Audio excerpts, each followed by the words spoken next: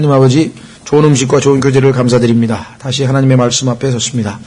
주님께서 약속하신 대로 진리의 영께서 우리를 모든 진리 가운데로 인도해 주셔서 저희가 정확하게 배우고 또 믿고 그 말씀을 통해 아버지께서 저희 안에서 역사하심으로 주님의 뜻을 성취하는 그런 복을 누리게 해 주시기를 간절히 간구합니다. 아버지께 이 시간을 의탁합니다. 부족한 자를 도우셔서 이 사역을 성취하심으로 존귀와 영광과 기쁨을 얻으시옵기를 간구드리고 이 시간을 아버지 손에 의탁드립니다. 감사드리옵고 우리 주 예수 그리스도 이름으로 기도하옵나이다. 아멘. 예, 마태복음 3장입니다.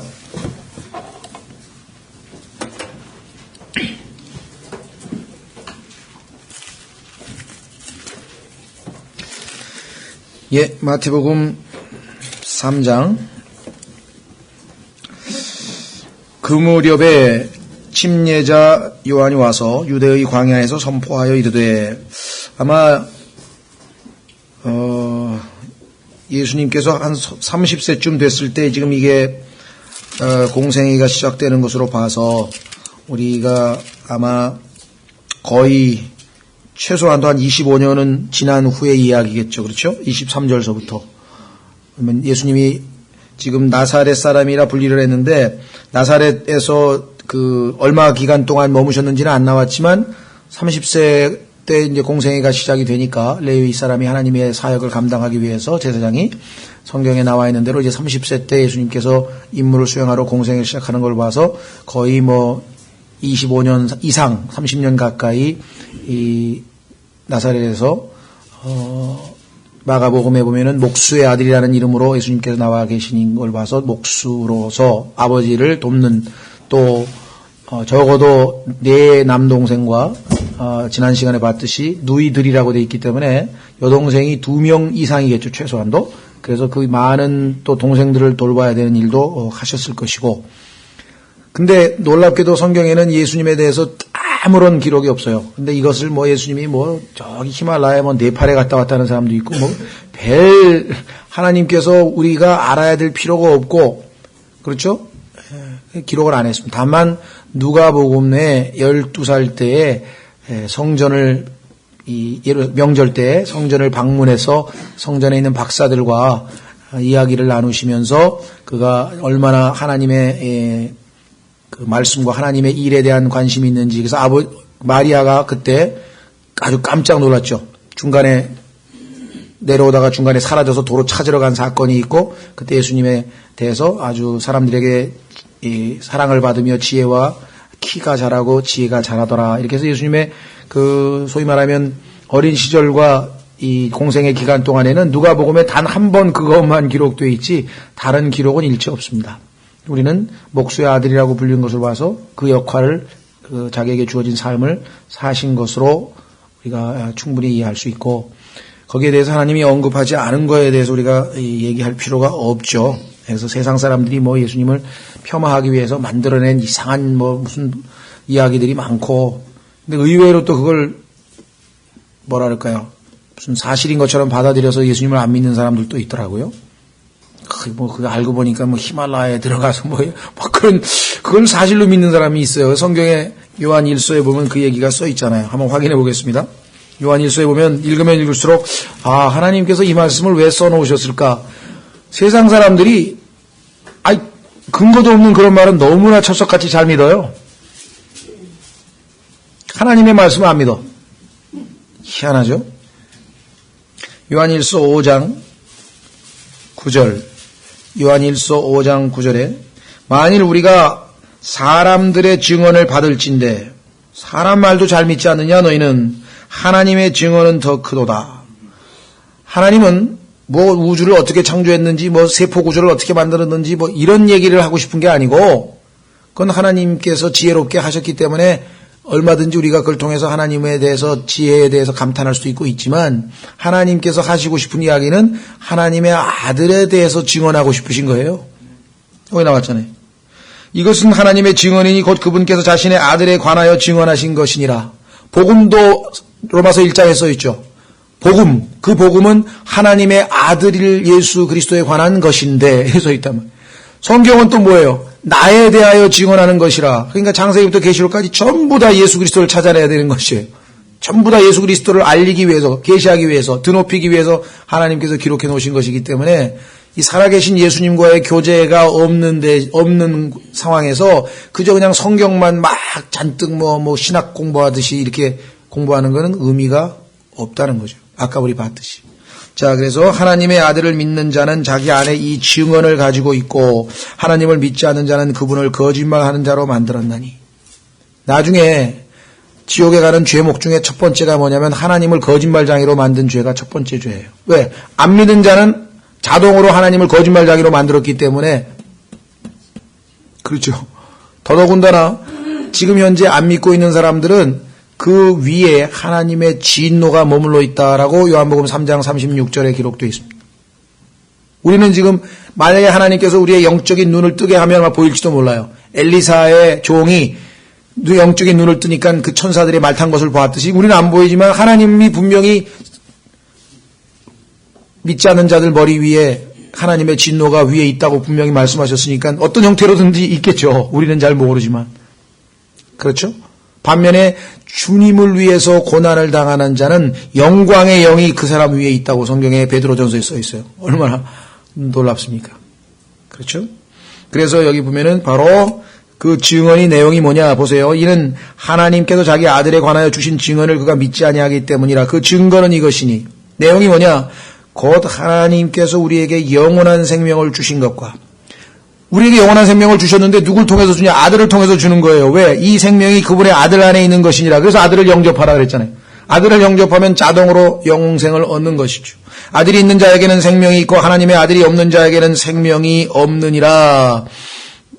내가 하나님의 아들의 이름을 믿는 너희에게 이것을 쓴 것은 너희에게 영원한 생명이 있음을 너희가 알게 하고 또 하나님의 아들의 이름을 너희가 믿게 하려 함이라.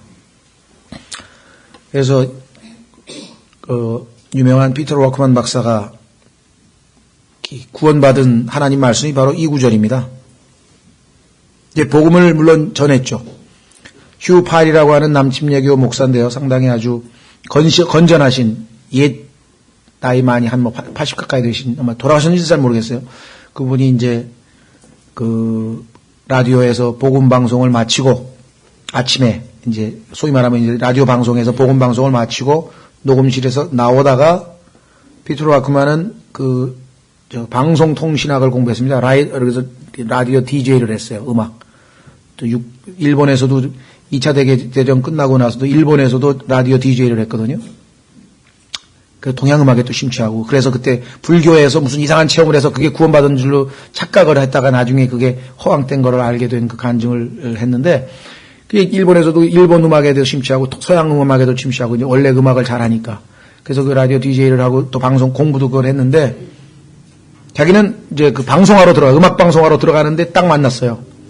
근데 그 바로 전에 한 달 동안 하나님께서 로크만이라는 사람의 그 마음밭을 갈고 계셨죠.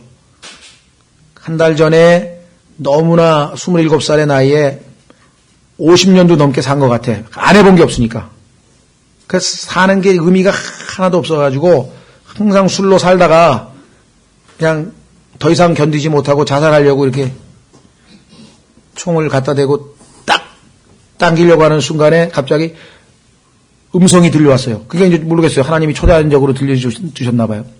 그래서 너는 성경을 읽을 필요가 있다. You need to read the Bible. 아무리 돌려봐도 사람은 없는데 술집에 자기 혼자밖에 없는데 다 가고 혼자 남아서 마지막으로 술을 먹고 있는데 그래가지고 없어. 그래서 다시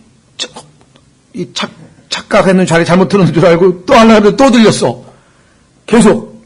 그래가지고 가만히 생각해보니까 자기가 그때까지 책을 하여간 수천 권을 읽었는데 왜냐하면 10살 때부터인가 시작해가지고요. 매일 365일 매일 한 권씩 읽었으니까 곱하기 해보세요. 몇 권이나 되는가. 독서광이에요. 하루에 한 권씩 책을 읽는 사람이에요. 그래서 하버드 클래식까지 읽고 뭐 하여간 동양으로 치면 하여간 고전이라고 하는 고전은 다 읽었는데 하필이면 성경을 안 읽은 거야. 참 희한한 사람이죠. 그러니까 자기 생각에는 내가 이제껏 유명하다는 책은 골라서 다 읽었는데 하필이면 성경을 안 읽어봤냐 이거야. 별별 거 다 읽어봤는데 코란 불경서부터 다 읽어봤. 야, 그래서, 그래. 내가 죽더라도 그거는 읽어보고 죽어야지. 그래서 가가지고선 성경을 구해가지고 술이 취했으니까. 그것도 남의 집 문 열고 들어가가지고 성경을 훔쳤어요, 또. 그래가지고 술 취했으니까 뭐 성경을 처음부터 읽었겠어요? 소위 말하면 이제, 그래, 하나님이 살아계시면 어디를 읽어야 됩니까? 하고 딱 펴가지고 읽고, 그 다음에 또, 그 다음날도 딱 펴가지고 읽고 있는데, 30일 동안 그걸 한 거예요. 매일 술 먹고 집에 들어가서. 근데 그 30일 동안 한 게 전부 심판과 지옥에 대한 것만 읽었어. 그래가지고 지금 완전히 극도의 공포감이 이제 죽을 자신도 없는 거예요. 이제 죽으면 자기는 지옥이라는 게 지금 확신이 들어가 있는 상황에서 그때 이제 이 사람을 만난 거예요. 그 목사님을 딱 만나가지고 아주 활발한 사람이니까 Hi, preacher!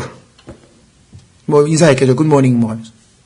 그러면서 한다는 소리가 What do you know? 갑자기 이렇게 물어봤어요. 당신은 아는 게 뭐요? 예?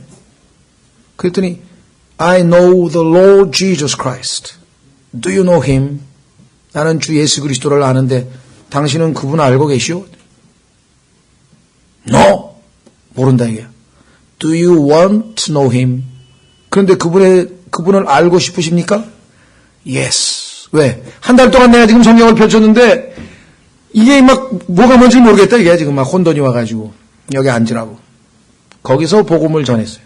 그 예수님을 영접했어요. 기도하라고. 그랬더니 난 기도 한 번도 안 해봤는데 어떻게 하냐 이게. 뭐 나는 형식적으로 이제 감독교회도 다니고 카톨릭도 다니고 했지만 한 번도 기도를 안 해봤는데 어떻게 하냐. 당신 진정으로 나하고 대화하듯이 하나님 살아계시니까 하고 싶은 말 하라 이게. 걔는 이제 거기다 대고 이제. 지옥이 있다면 바로 저 같은 사람이 갈 장소라는 것을 저희는 너무나 잘 알고 있습니다. 하나님이 불쌍히 여기셔서 지금 구원 안 하시면 나는 죽는 즉시 지옥에 가는 것을 내가 알고 있습니다. 구원해 주십시오. 이렇게 이제 기도를 하고 영접을 하고 마쳤어요. 그러니까 이제 당신 구원받아도 하늘나라 간다니까. 나 아무렇지도 않다 이게. 뭐 무슨 콧물 눈물을 흘린 것도 아니고 이건 뭐 멀쩡한데 아니 어떻게 이렇게 되냐고 그랬더니 당신이 지금 기도를 진심으로 했냐 그래요. 그죠? 그 영어로는 mean이라고 하죠. Do you mean that? 네가 지금 기도한 게 진짜 제대로 된 마음으로 한 거냐? 그렇다고. 그러면 여기 펴보라. 여기를 펴서 읽었어요. 자, 11절 12절 한번 읽어보라. 또 증거는 이것이니 곧 하나님께서 우리에게 영원한 생명을 주신 것과 이 생명이 그분의 아들 안에 있는 것이니라. 아들이 있는 자에게는 생명이 있고. 당신 지금 예수님을 구세주로 영접한다고 입으로 얘기했는데 진심으로 한 거야? 진심으로 했대. 그럼 하나님이 거짓말 하실 리가 없고 하나님의 아들이 없는 자에게는 생명이 없느니라. 그러면 아들이 지금 있겠네. 아들이 내가 영접했으니까 약속대로 있으시겠죠. 그럼 영생이 있는 거야 없는 거야? 생명이? 있습니다. 그럼 하늘나라 가는 거 아니야? 그렇군요. 내가 이 말씀을 믿어야 되는군요. 그렇게 해서 구원을 받았다. 이렇게 간증을 하는 제 자서전을 제가 읽은 적이 있었는데 하여간 뭐 어떻게 빗나가가지고 이 구절을 하나님의 증언을 안 믿고 사람의 증언만 믿는다는 얘기를 하다가 이쪽으로 새버렸네요.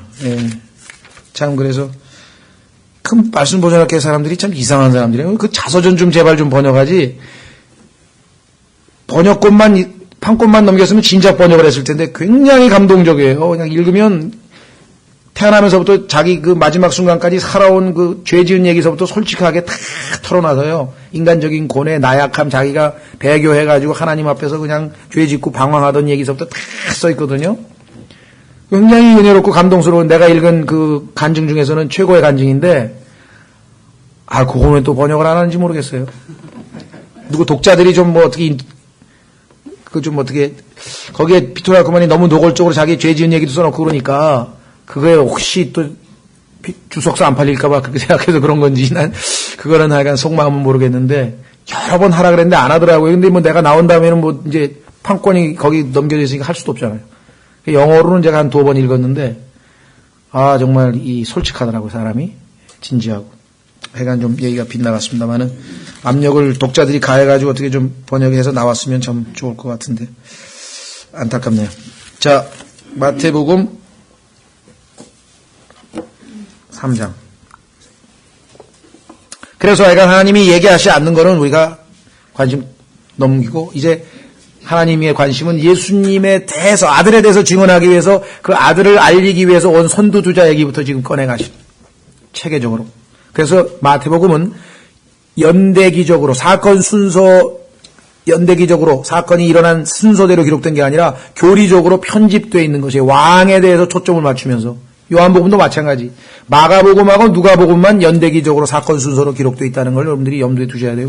뭐 여기 있던 게 막 이리 가고 막 어떻게 안 맞아. 모순이 아닙니다. 초점이 다르다는 것. 그 무렵에 침례자 요한이 와서 유대의 광야에서 선포하여 이르되 너희는 회개하라. 이 회개하라는 음성이 400년 만에 들려온 거예요. 여러분 생각해 보셨어요? 여기는 지금 회개하라 간단한 것 같고 우리는 회개하라는 소리 하도 많이 들어서 뭐 좀 덤덤한 것 같지만요. 말라기서부터 하나님의 계시의 음성이 끊겨가지고 이스라엘 백성들이 하나님 앞에 완전히 교제가 단절이 돼서 하나님께서 이스라엘 백성을 내치신 것처럼 보였는데 400년간의 침묵을 깨고 갑자기 그냥 회개하라고 선포가 된 거예요. 그러니까 그 메시아를 사모하고 있었던 사람들은 그 음성이 얼마나 놀랐겠어요. 그렇죠? 그래서 그냥 그 침례인 요한 앞에 그냥 온 유대 막 광야 막 이스라엘 사람 다 나와가지고 그냥 엄청난 영적 부흥이 일어났잖아요. 예수 그리스도의 오심을 준비하기 위해서. 보십시오. 너희는 회개하라 하늘의 왕국이 가까이 왔느니라. 조심하십시오. 마태복음에만 하늘의 왕국이란 말이 쓰이고 다른 복음에는 안 나온다. 왜냐하면 이 하늘의 왕국은 유대인의 왕으로서 하나님께서 처음에 아담을 왕으로 만드셨죠. 그렇죠. 확인해 보겠습니다. 이 사실 뭐 하나님의 왕국과 하늘의 왕국에 대해서는 따로 시간을 내서 상당히 많은 성경 구절을 찾아서 좀 봐야 되는데 여기 일단 뭐 이게 나왔기 때문에 언급을 안 하고 갈 수는 없고요. 아주 간단하게 하고 시간 언젠가 한번 그 정리할 수 있는 걸 좀 찾아보겠습니다. 시편 8편에 보면은요. 하나님께서 이 하늘의 왕국에 그다음에 하나님의 왕국의 왕으로. 그러니까 아담을 창조하셨을 때에는 아담은 하나님의 아들이었잖아요. 그렇죠? 누가복음에 분명히 써있다 그랬죠? 3장의 족보에. 하나님의 아들이었어요. 창조됐을 때. 죄 없이 창조됐잖아요. 그러니까 영적인 왕국의 왕이요. 하나님의 왕국의 왕이요. 지금 아담을. 그 다음에 하늘의 왕국, 이 지상에 있는 실제적인 왕국의 왕으로 두 개의 왕으로 아담을 세우신 거예요. 그게 시편 8편에 기록되어 있어요. 그래서 뭐 만물의 영장 뭐 이런 말을 하지만 사실은 아담 1세죠. 아담 the first. 아담 1세. 자, 시편 8편에 보시면 4절. 사람이 무엇이기에 주께서 그를 깊이 생각하시나이까? 사람의 아들이 무엇이기에 주께서 그를 찾아오시나이까? 주께서 그를 천사들보다 조금 낮게 만드시고 그에게 영광과 존귀로 관을 씌우셨나이다. 왕으로 만들었다기에 관, 크라운이 뭡니까? 왕관 아니에요, 왕관. 그렇죠? crowned him. 아담을 왕으로. 그래서 주께서 그로 하여금 주의 손으로 지으신 것들을 지배하게 하시고 모든 것을 그의 발 아래 두셨사오니 참으로 모든 양과 소와 들짐승이며 공중의 날짐승과 바다의 물고기와 바다의 길들을 지나다니는 모든 것이니이다. 그래서 이 짐승들 이름을 또 아담이 다 지어줬잖아요. 그랬는데 그 아담이 하나님으로부터 권위를 위임받아서 통치를 해야 되는데 하나님이 아닌 마귀의 말을 듣고 죄를 지어서 타락을 해버렸다 이 말이죠.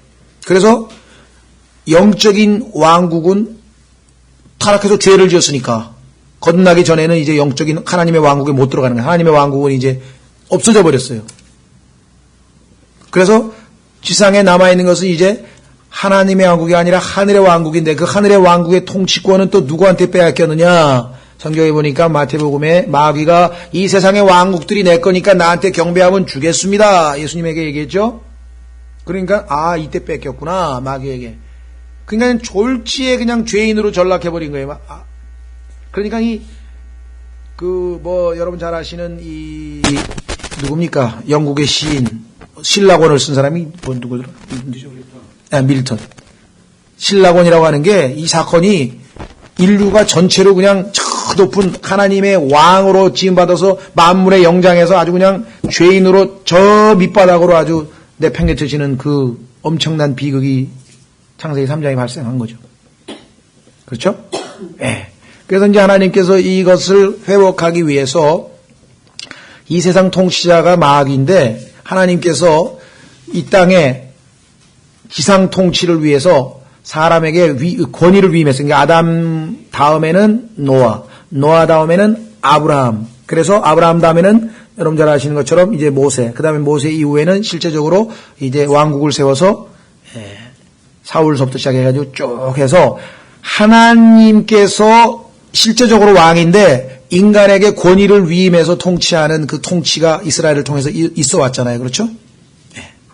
그런데 그들이 타락해가지고 우상숭배를 하고 해서 드디어 왕이 이제 여고냐를 기점으로 해서 끊겨버리고 바벨론 포로로 가서 나라 없는 백성이 되고 돌아왔는데도 여전히 나라 없는 백성으로 종속된, 소위 말하면 뭐 그리스에 종속됐다가 그 다음에 또 이집트에 종속됐다가 좀 있다가 이제 누굽니까 시리아에 종속됐다가 이제 로마에 종속이 돼가지고 지금 왕이 없이 지금 지내고 있는 거잖아요. 그렇죠? 예. 그래서 호세아서에 보면은 이스라엘 백성이 오랫동안 왕이 없이 지냈더라 기록 나온다. 400년이 지났는데 그런데 유대인들은 바벨론에서 70년의 징계를 받고 돌아와서 성전을 재건하고 성벽을 재건하고 뭔가 이제 메시아를 하나님께서 보내시는 게 약속이 없어진 게 아니구나. 하나님께서 우리가 70년만 있고 영원히 바벨론 포로가 돼서 나라 없는 민족이 아니라 다시 되돌려 보내서 성전 재건도 하고 다 했다 이 말이에요.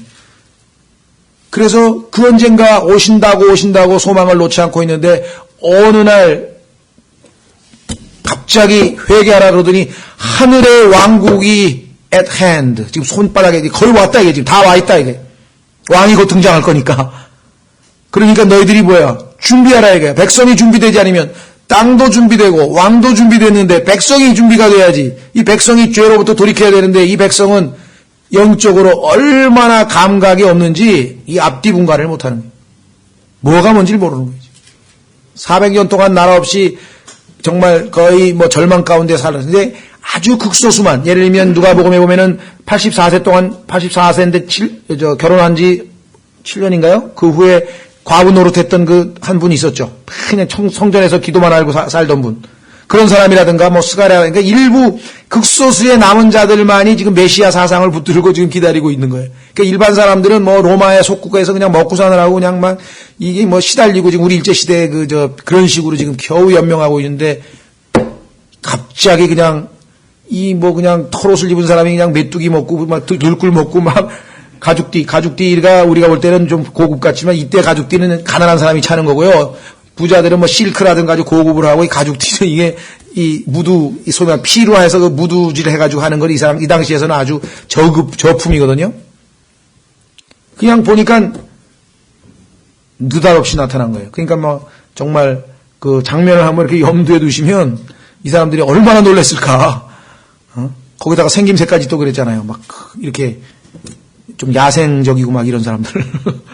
자, 그래서 아주 너희는 회개하라 하늘의 왕국이 가까이 왔느니라 하니. 근데 이 사람이 하나님께서 잊지 않고 예언해 놓으셨던 그분이다. 이 사람은 곧 주께서 대언자 이사야를 통해 말씀하신 자니라. 이르시되 광야에서 외치는 자의 소리가 있어 이르기를 너희는 주의 길을 예비하라 그분의 행로들을 곧게 하라 하였느니라. 또 어떤 분은 저번 때 그러더라고요. 자기는 하나님 앞에 기도하다가 이 말씀을 받았대. 그래서 자기는 광야에서 외치는 소리가 되고 싶다고 그러더라고. 그래서 또 뭐 개인적으로 그러고 싶다면 말릴 수는 없지만 그냥 그런 어떤 이상한 뭐 말 하나 붙들고 그냥 하나님이 나에게 주신 말씀이다 뭐 그게 절적으로 나쁘다는 건 아닌데 앞뒤 문맥 전체적으로 잘 보고 판단해야 되겠죠. 광야에서 외치는 자의 소리가 있어 이르기를 너희는 주의 길을 예비하라 그분의 행로들을 곧게 하라 하였느니라. 이 요한은 낙타털 옷을 입고 허리에 가죽띠를 띠었으며 그의 음식은 메뚜기와 들꿀이더라. 그때 예루살렘과 온 유대와 요르단 사방의 온 지역에 있는 사람들이란 뜻이겠죠. 온 지역이 그에게 나아가 엄청난 이 영적 부흥이 일어난 거예요. 그냥 도시 전체 그러니까 팔레스타인 지역의 유대인들 거의 대부분이 메시아 사상에 대해서 알고 있었거든요. 6절 자기 죄들을 자백하며 요르단 속에서 그에게 침례를 받더라. 회개의 증표로 받는, 확실하게 회개가 증명된 사람은 침례를 받도록 그렇게 조처를 하게 되는 것이죠. 자, 그러면 이사야서 40장으로 가서 이 예언을 한번 좀 확인을 해봐야 되겠네요. 이사야서 40장으로 가면 바로 이 예언이 나오죠. 여러분들 이사야서를 저희가 공부한 지 꽤 됐네요. 거의 또 제 생각에는 거의 8, 9년 된 것 같은데 수요일 날 우리가 공부를 했는데 이사야서는 놀랍게도 66장입니다. 성경이 66권이거든요. 그런데 이사야서 39장까지가 구약 내용하고 일치해요. 이사야서 40장서부터 나머지가 신약 내용하고 일치해요. 이건 성경 전체의 축소판이에요. 이사야서 1장에 보면은 창조에 대한 얘기가 나와요. 2장에 가면은 구속에 대한 얘기가 나와요. 출애굽기 내용이 나와요. 다 성경 66권하고 이사야서 내용하고 다 맞아떨어져요. 기가 막히죠? 어마어마한 책입니다. 근데 가장 또 공격을 받고 있는 책이 이사야서야. 왜? 창세기하고 이사야서인데 창세기도 피문서가 있고 몇 명이 편집을 했네 만해도 이사야서도 제2 이사야 39장까지 하고 40장서부터 톤이 바뀌어요. 갑자기 문체도 달라지고 그러니까 이 한 사람이 썼을 리가 있겠냐. 그래가지고 뒤에 있는 거는 다른 이사야가 썼다고 또 그런다고. 이게 말이 됩니까? 아니 어떤 한 사람이 편지를 쓰는데 부모님 군대 가서 부모님 전상서하고 부모님에게 그동안 참 군대 와보니 고생해보니 부모님이 키워주신 게 감사하고 이렇게 쓰는 거하고 여자친구한테 보고 싶다 누구야 하고 문체가 달라지지 그러면 똑같을 리가 있겠어요. 한 사람이면 항상 똑같은 문체만 씁니까? 하여간 이 신학 공부하는 사람이요 진짜 하나님 말씀에 하나님이 우리에게 주신 것은 sound mind라 그랬죠. The spirit of sound mind. 신학자들 중에 거듭나지 않은 사람 치고 사운드 마인드 가진 사람이 한 사람도 없어요. 정말 보니까. 왜? 이렇게 말이 안 되는 주장을 하는 거야. 39장하고 40장서부터 문체가 다르기 때문에 40장서부터 나머지를 이사야가 썼을 수가 없다는 거야. 제2의 누군가가 썼다는 거야. 그게 말이 됩니까? 문체가 달라지면 한 사람이 안 쓴 거예요? 아니, 똑같은 사람이 시를 쓸 수도 있고 소설을 쓸 수도 있고. 야, 그래서 내가 사운드 마인드가 없는 사람들이 정말 맞구나. 정말 맞아요. 네? 그래서 이사야서 40장 딱 보면은 마태복음 얘기하고 딱 일치하는 내용이 나올 수밖에 없죠. 왜? 구조가 66권하고 딱 맞아떨어지니까. 보세요. 당연히 침례인 요한에 대한 얘기가 나오죠. 보십시오. 3절 이사야서 40장 3절 광야에서 외치는 자의 소리가 있어 이르기를 너희는 주의 길을 예비하라. 사막에서 우리 하나님을 위해 곧 큰 길을 곧게 만들라. 모든 골짜기가 도두어지며 모든 산과 작은 산이 낮아지고 구부러진 곳이 곧게 되며 험한 곳이 평탄하게 될 것이요 주의 영광이 나타나고 모든 육체와 함께 그것을 보리라. 주의 입이 그것을 말씀하셨느니라. 자, 여기 보면은요 3절에 너희는 주의 길을 예비하라 그랬죠. 그 주의 길 할 때 주가 굵은 글자로 새카맣게 써 있는데 이것은 영어로 전부 다 대문자죠. LORD 새카만 대문자예요. 이것은 여호와입니다. 그런데 그 여호와를 히브리어를 우리말로 번역하면 주, 영어로 번역하면 Lord가 되죠. 킹제임 성경은 다른 성경은 여호와로 번역을 안 해서 오히려 이 여호와가 누구예요? 지금 침례인 요한이 주의 길을 예비하라는 누구의 길을 예비하는 겁니까? 예수님. 그럼 예수님이 누굽니까? 여호와잖아요. 그런데 구약을 여호와로 번역해가지고 구약의 여호와하고 구약의 여호와는 아버지고 신약의 주님은 예수님은 아들인 것처럼 해가지고 둘을 달리 해놨어요. 여호와 하나님이셔. 예수님이 인간의 몸을 입고 나타나셔서 예수님이 오신 거죠. 똑같잖아요. 그리고 이 Lord가 계시록 19장에 가면 예수님의 이름 중에 Lord of Lords 전부 대문자로 되어 있잖아요. 그렇죠? 예. 그래서 여호와의 증인들은 이 구절을 보면 뭐라고 또 둘러댈지는 잘 모르겠습니다만은 명백한 구절이 이렇게 나와 있습니다. 자, 그러면 우리는 다시 마태복음 3장 4절로 가서 낙타털 스가랴서 13장 4절에 보면요. 구약의 그 대언자들, 그러니까 이 침례인 요한은 대언자인데요. 대언자들은 아주 거친 옷을 입습니다.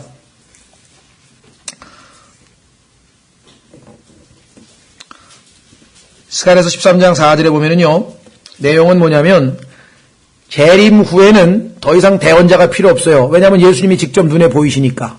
안 보일 때 대언자가 필요하죠. 그래서 이렇게 이야기합니다. 보십시오. 2절부터. 만군의 주가 많으라. 그날에 내가 그 우상들의 이름들을 그 땅에서 끊어 그것들이 기록되지 못하게 하며 재림. 또 대언자들의 부정한 영을 그 땅에 사라지게 하리라. 예수님의 재림. 또 어떤 사람이 여전히 대언을 하면 그를 낳은 그의 아버지와 어머니가 그에게 이르기를 내가 주의 이름으로 거짓을 말하니 살지 못하리라. 왜? 대언자가 더 이상 필요 없는데 누군가가 대언했다.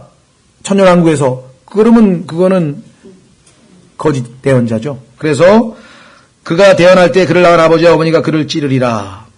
악한 영에게 지금 미혹됐기 때문에 그런 거잖아요. 마귀에게 속아서. 그 다음에 또 그날에는 대언자들이 대언했을 때 저마다 자기 환상을 부끄러워하며 그들이 속이려고 거친 옷도 입지 아니하며.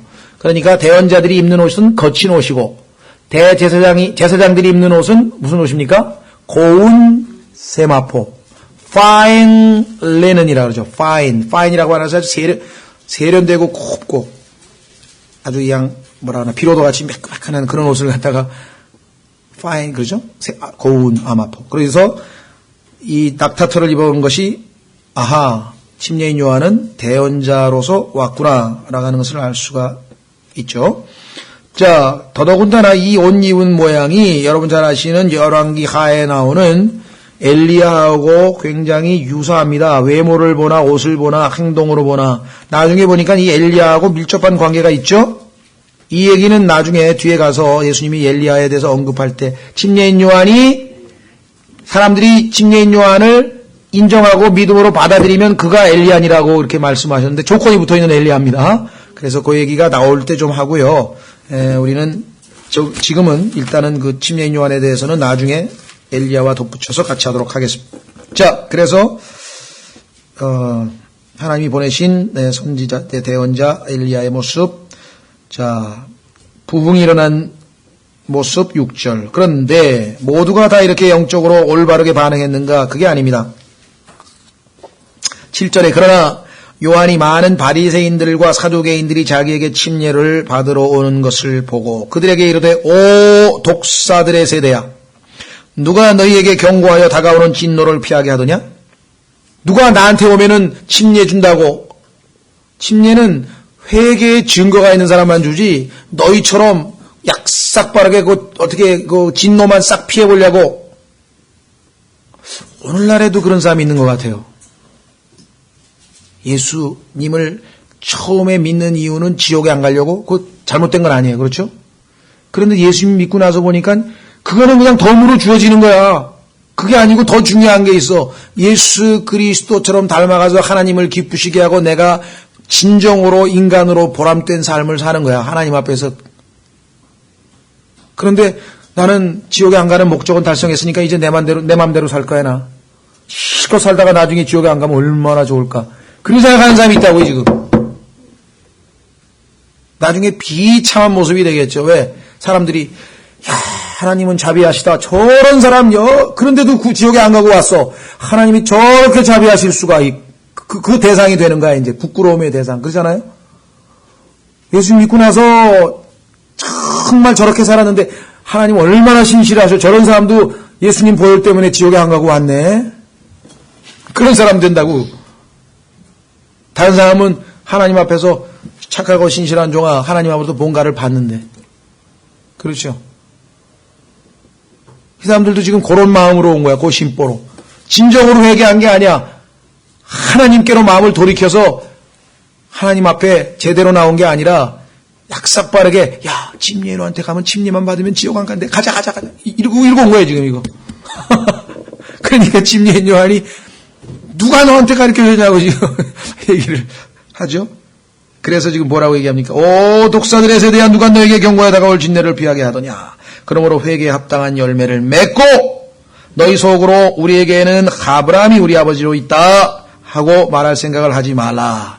내가 너에게 이르노니 하나님께서는 능히 이 돌들로도 아브라함에게 자녀를 일으켜 세우실 수 있느니라. 이제 또한 도끼가 나무 뿌리에 놓였으니 그러므로 좋은 열매를 맺지 아니하는 나무마다 찍혀 불 속에 던져지느니라. 참으로 나는 회개에 이르도록 너에게 물로 침례를 주거니와. 내 뒤에 오시는 분은 본연의 임무를 수행하고 있죠. 자기가 주인공이 아닙니다.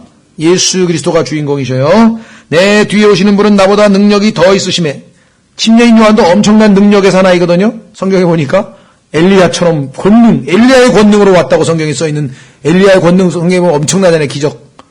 근데 더 강하신 분이 오신대. 나는 그분의 신발을 나를 자격도 없노라. 신발이 제일 밑바닥에 이거잖아요. 그죠? 종 중에 종인데 그 자격도 없어. 그 자격도 없어. 제대로 알았어. 자기가 누군지.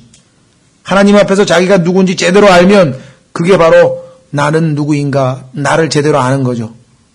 예? 소크라테스는 뭐라 그랬습니까? 내가 알고 있는 유일한 것은 나는 아무것도 모른다는 사실 하나뿐이다. 얼마나 솔직해요. 그런데 사람들은 그게 멋있다는 거야. 그 사람이. 그게 멋있습니까? 자기가 하나님이 창조하신 신묘막측한 피조물인지도 몰라. 자기가 죽으면 어디로 가는지도 몰라. 하나님이 자기를 만드신 것도 몰라. 이거 아무것도 모르고 그나마 솔직해가지고 나는 내가 아무것도 모른다는 사실 하나를 알고 있다. 그거 얘기한 사람이 그렇게 위대합니까? 그런데 고린도전서에 보면 너희는 너희 안에 하나님의 영이 거하시는 하나님의 성령인 성전인 것을 알지 못하느냐? 너희는 옛사람이 죽은 것을 알지 못하느냐? 너희의 죄의 몸이 멸한 것을 알지 못하느냐? 그리스도인만 엄청나게 알고 있는 거예요. 그래서 소크라테스하고 게임이 안 돼. 근데 무슨 막 소크라테스 무슨 뭐 그 사람은 성경에 보면요. 세상 사람들이 볼 때 좀 멋있는 그런 사람인지 모르지만 성경적 관점에서 보면은 도덕적으로도 심히 타락한 사람입니다. 소크라테스의 동성애자였어요. 동성애자의 한 기록이 나와 있어요. 플라톤이 제자가 쓴 책에 보면은 소크라테스가 그 미남 소년을 보고 막 그냥 그 자기의 감정을 토로한 거 다 써 있어요. 마지막 순간에 또 어떻게 했습니까? 뱀신에게 수탉을 죽여가지고 마지막으로 제사 지내고 뱀신에게 우상에게 바치고 독약 먹고 자살했다. 그럼 얼마나 위대한 사람입니까? 난 소크라테스에서 뭘 알고 사람들이 그냥 소크라테스 하는지는 모르겠어요. 예? 여러분들 혹시 관심 있는 분들은요. 저자는 잘 모르겠고 하여간 좀 광고도 많이 돼서 알려진 책인데 지식인의 두 얼굴이라는 책이 있어요. 거기 뭐 소크라테스도 나오든지 안 하는지 잘 모르겠는데 하여간 지식인의 두 얼굴이라고 하는 책 한 번 700~800페이지 되는데요. 뭐 유명한 사람들 루소서부터 시작해가지고 뭐 톨스토이인지 뭐 하여간 뭐 마르크스부터 시작해가지고 그 사람들의 사생활 비하인드 스토리를 신문 기자가 추적을 해가지고 썼는데 완전히 이중 인간들이에요. 그 유명세는 전부 그냥 그 겉으로 드러난 아주 그거고 속에 한 짓 그 사람들이 실제 한 일이에요. 뭐 거짓이 아니라 기자가 사실을 기록해 놓은 건데 아주 파렴치한 사람들이에요. 그래서 그 책을 번역한 사람이 후기를 썼어. 뒤에다가 이 책을 번역한 것이 얼마나 자기에게 인생의 회의를 느끼겠는지 모른다 이게. 자기가 이 세상에서 제일 위대하다고 생각했던 사람들이 이 모양 이 꼴이라는 걸 보니까 정말 살 맛이 없더래.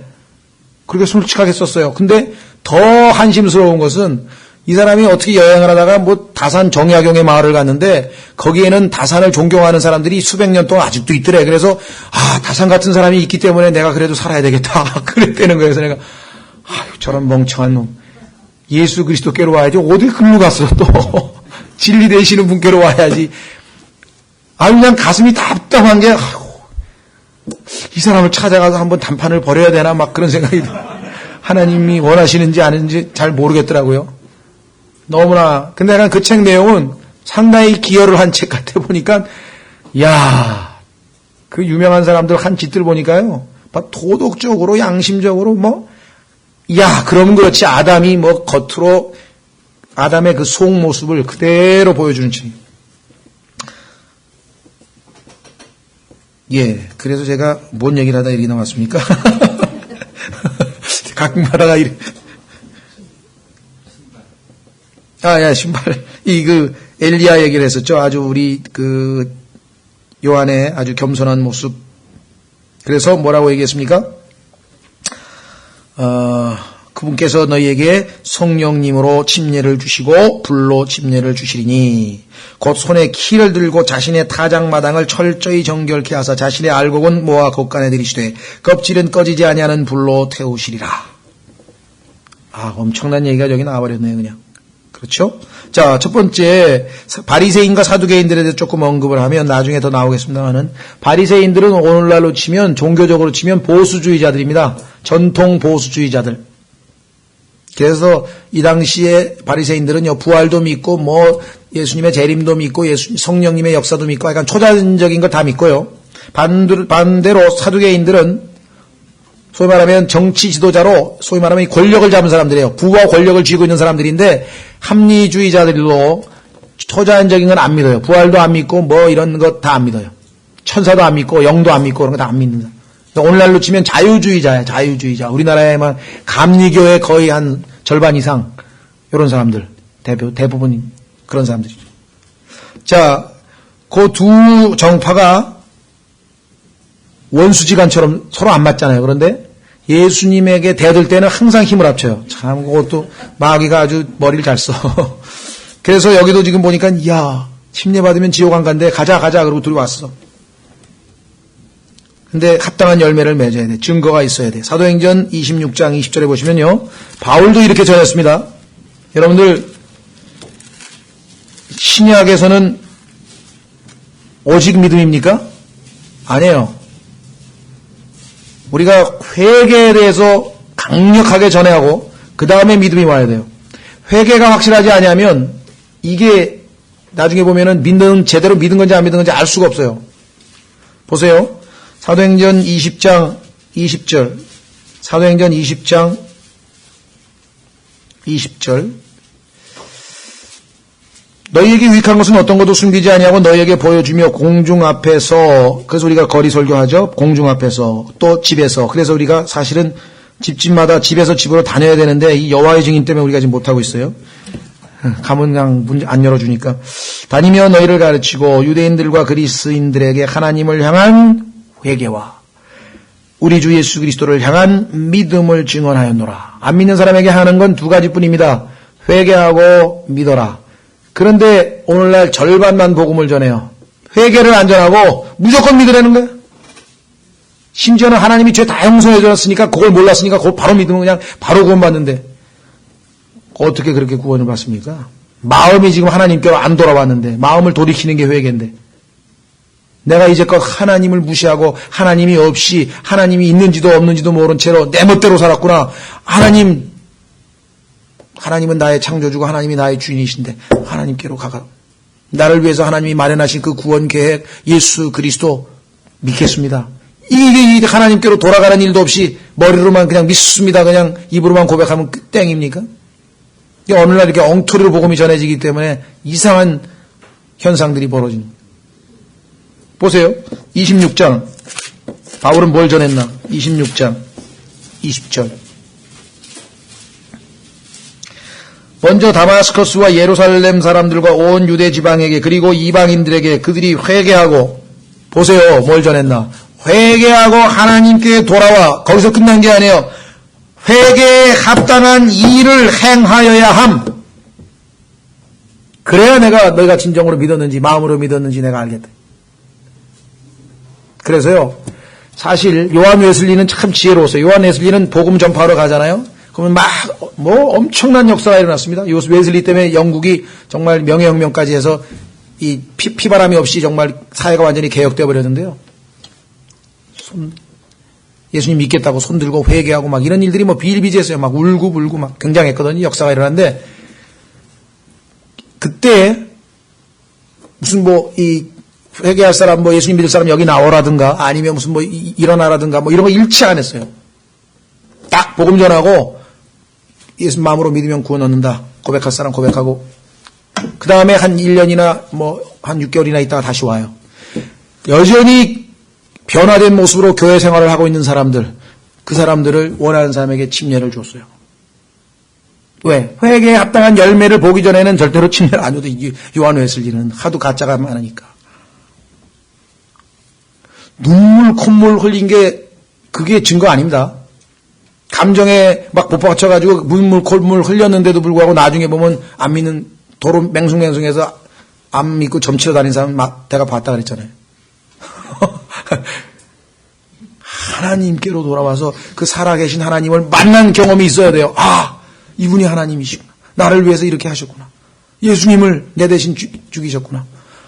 예수님 믿고 내가 이 하나님 섬겨야 되겠다. 그 하나님과의 인격적인 교제, 만남, 생명을 나눈 어떤 뭐가 증거로 나중에 드러나야 되는 거죠. 자, 그래서 마태복음 다시 와서 신약적으로 우리가 적용이 가능한 겁니다. 이게 그 다음에 9절.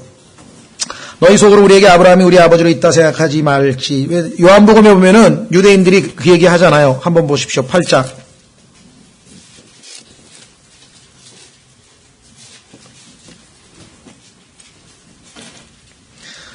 요한복음 8장 31절의 유명한 말씀이죠.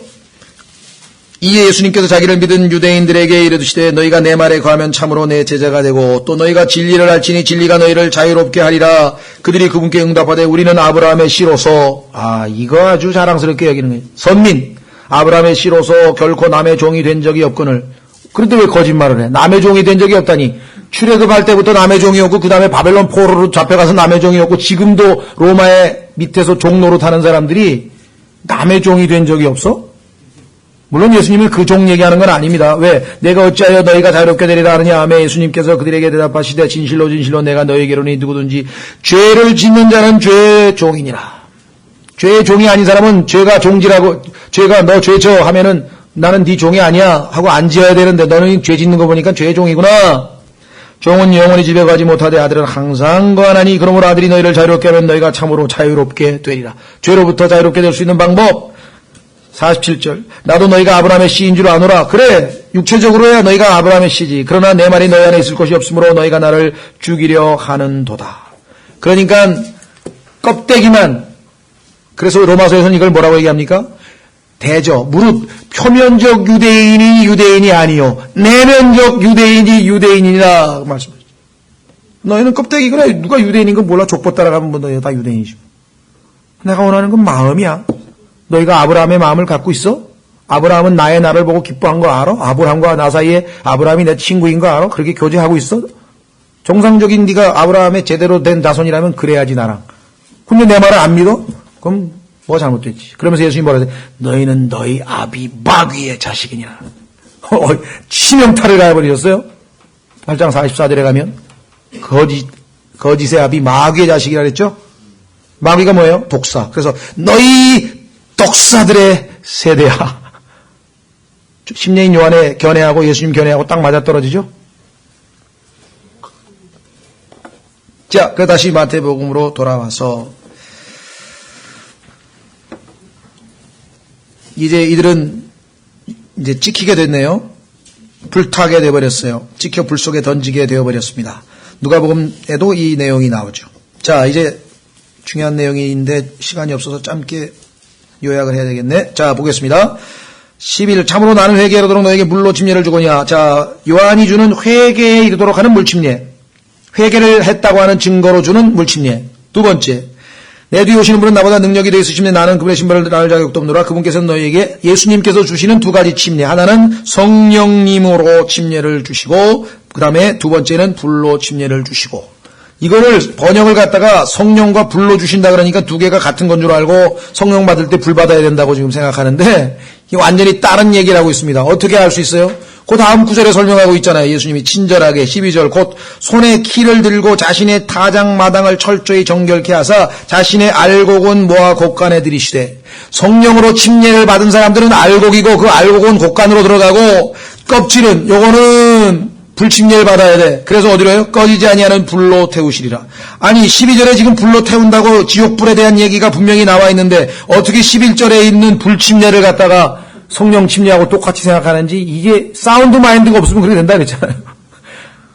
아니 그냥 처음에는 모를 수 있지만 한번 설명드리면 그게 맞네. 그냥 어렵지도 않은 얘기를 갖다가 어떻게 그렇게 모를 수가 있는지 누룩도 보면 그냥 거꾸로 해석하고 이게 다 안에 하나님이 주신 사운드 마인드가 없는 거예요. 건전한 생각이 있으면 어떻게 그렇게 생각할 수가 있어요? 여기도 지금 분명하게 12절에 보완 설명까지 보충 설명까지 해놨는데 그렇죠? 자, 그럼 확인해 보겠습니다. 성령 침례는 어디 있는가? 고린도전서 12장에 있어요. 확인해 보겠습니다. 우선 사도행전 1장을 먼저 보면 이해가 쉽습니다. 사도행전 1장에 보면은 이 구절을 인용을 하는데 놀랍게도 절반만 인용을 했어요. 왜 절반만 인용했는지 여러분들 한번 보시면 이해가 되실 겁니다. 사도행전 1장에 보면은 누가가 사도행전을 기록했는데 기록하기를 이렇게 말씀하십니다. 5절. 참으로 요한은 물로 침례를 주었으되 너희는 이제부터 많은 날이 지나지 아니하여 성령님으로 침례를 받으리라. 오순절날 성령께서 침례를 주시죠. 그래서 이제 교회가 주님의 몸된 교회가 생기게 되는데 여기는 불로 침례받는 얘기가 왜 없습니까? 예수님의 제자들은 다 성령으로 침례받은 사람들이지. 하늘나라 갈 사람들이고 알곡에 해당되는 사람이 여기는 지금 껍질이 있어요 없어요? 없잖아요. 껍질에 해당되는 사람이 없으니까 불침례 얘기를 하실 필요가 없는 거죠 당연히. 자, 고린도전서로 갑니다.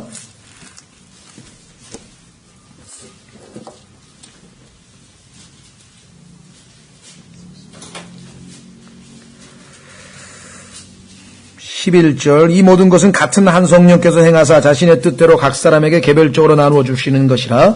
몸은 하나이며 많은 지체를 가지고 있고 그 한 몸의 모든 지체가 많아도 한 몸인 것 같이 그리스도도 그러하시니라. 13절에 답이 나와 있죠. 우리가 유대인이나 이방인이나 매인자나 자유로운 자나 모두 한 성령에 의해 침례를 받아 어디로 들어갔어요? 침례는 쑥 잠기는 건데 한 몸 안으로 들어왔으며. 고린도전서 12장인데 11장. 제가 잘못 읽었 죄송합니다. 12장 13절이요. 예. 12장 13절.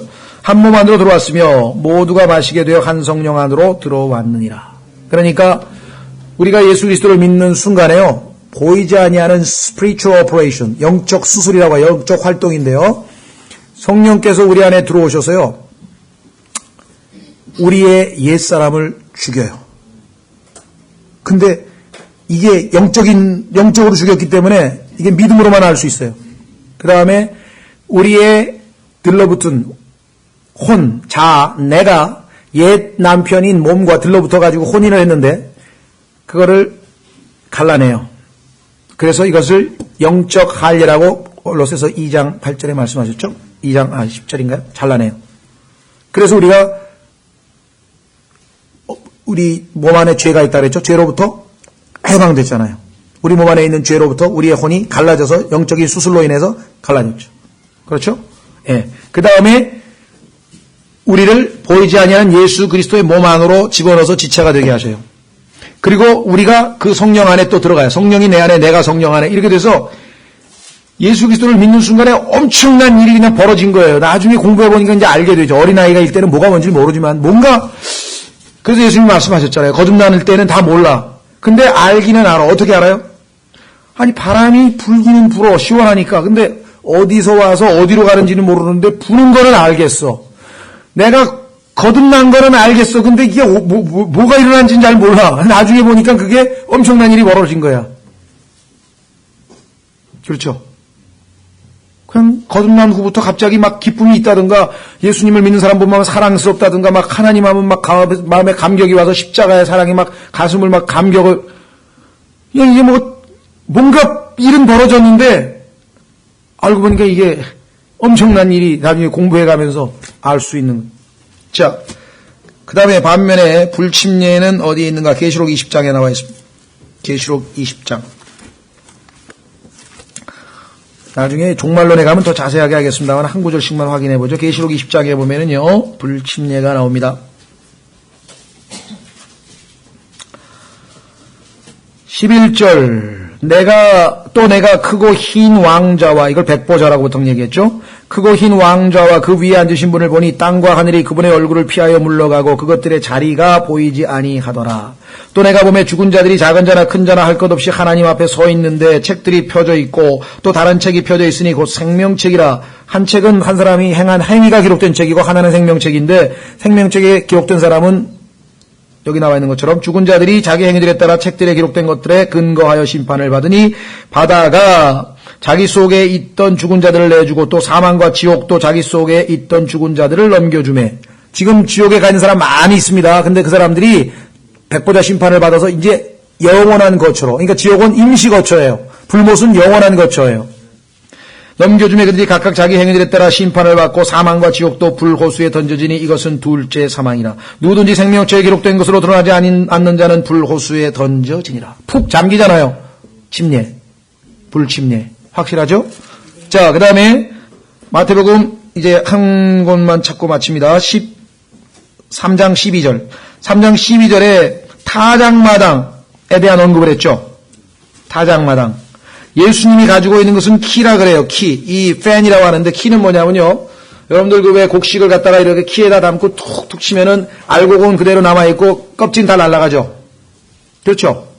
그게 지금 알곡 남게 하는 예수님이 하시는 일이고, 반면에 누가복음에 보면은 이 마귀가 하는 것은 채야, 채. 마귀가 가지고 있는 건 체질이야. 그래서 베드로를 무너뜨리기 위해서 체질을 한다는 체질. 체에다 담고 툭툭 치면은요, 흔들면 어떻게 됩니까? 알곡은 다 빠져나가고 껍질만 남죠. 반대로 하는 거야. 그러니까 마귀는 우리에게 와서 체질을 해. 그래가지고 우리로 하여금 정말 하나님이 주신 영적인 축복과 알곡 같은 거는 싹 빠져나가고 껍질만 남게 해가지고 그냥 겉으로 나의 장로야, 나 목사야, 뭐 이것만 남게 만들어 버렸대. 이게. 반대로 하잖아요, 지금. 마귀하고 예수님하고 하는 게 정반대 아니에요. 그렇죠? 자, 그 추수가, 타작마당의 추수가 계시록 14장에 기록되어 있어요. 요거를 보고 마치겠습니다.